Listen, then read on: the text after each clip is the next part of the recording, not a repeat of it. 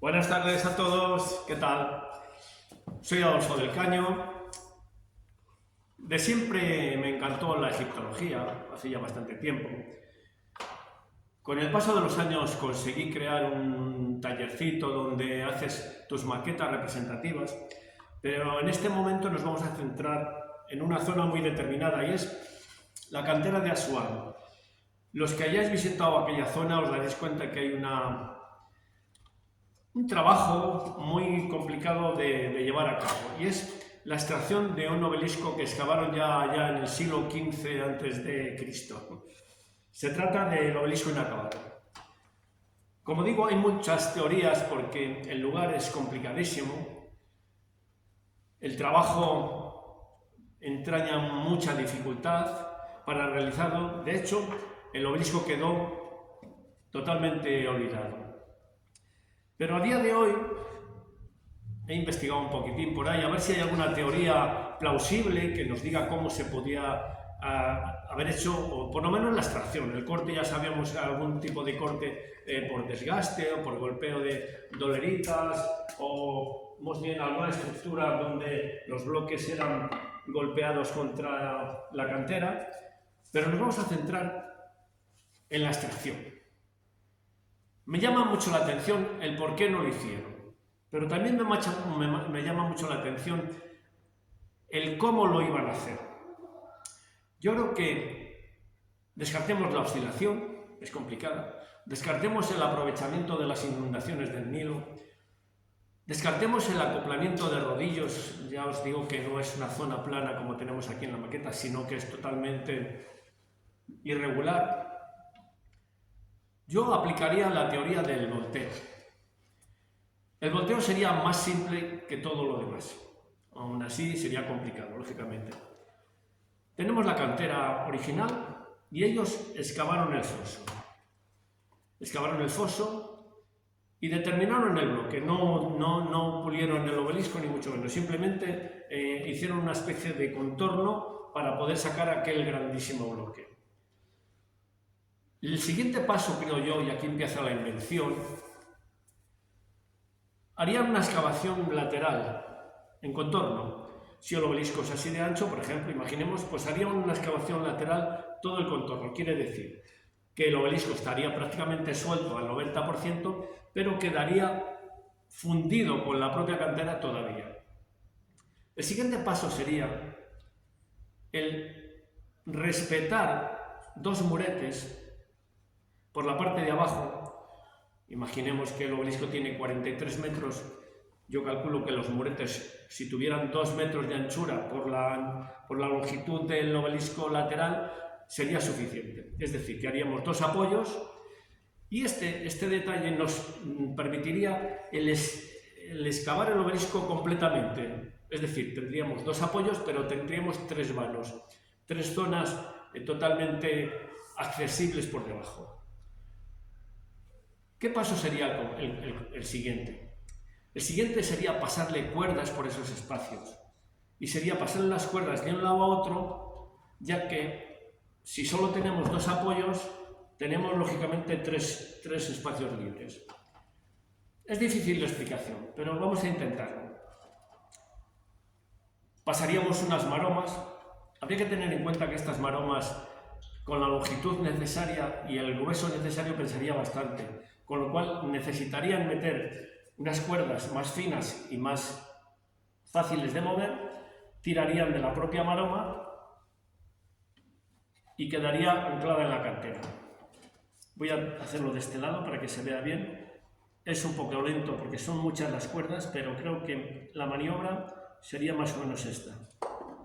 Es decir, que con una cuerda fina tiraban de la maroma, pasaba por debajo del obelisco ya que hay un espacio, respetarían los puentes de unión con la propia cantera y finalizarían el pase de maromas de esta manera. Vamos a seguir con la obra.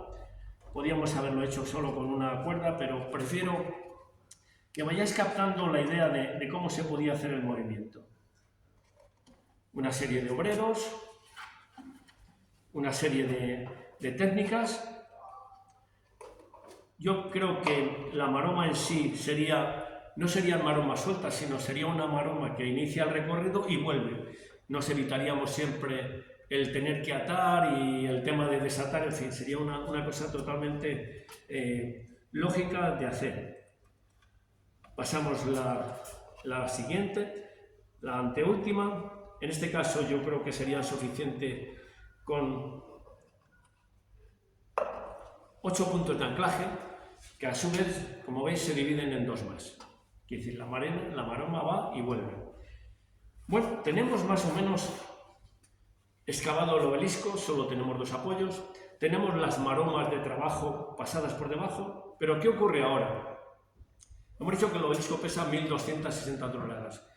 Si yo quito esos apoyos, el obelisco va a desplomar y podría haber bastantes problemas.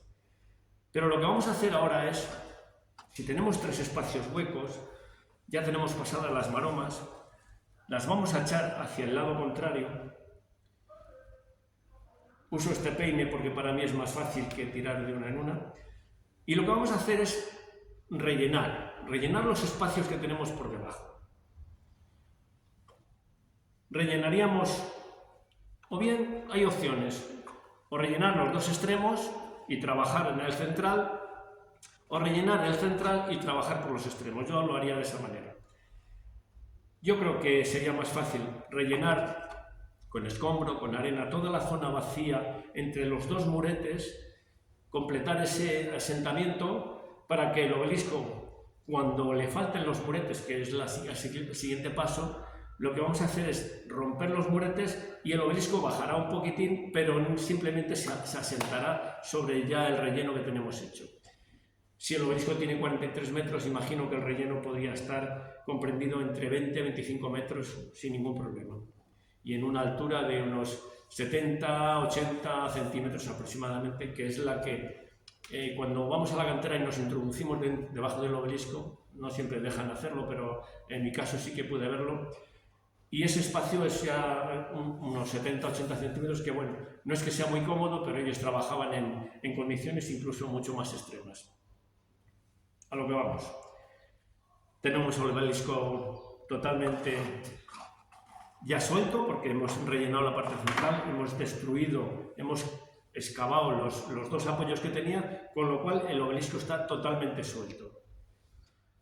Solo nos queda el siguiente movimiento y diremos, habría que tirar mucho, porque si son 1260 toneladas, habría que tirar miles de hombres, pero creo que no, porque el modelo de apoyo de la maroma y el envolver el obelisco a la mitad reduce el peso del obelisco a la mitad.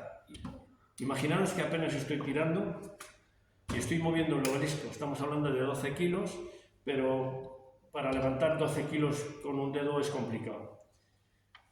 Seguimos el movimiento, no perdáis de vista el detalle, porque es que es increíble. Yo creo que es el método adecuado. Vamos a intentar que no se nos vaya, porque pesa mucho más el obelisco que la propia estructura de la maqueta, pero os daréis cuenta cómo el obelisco era extraído sin ningún problema.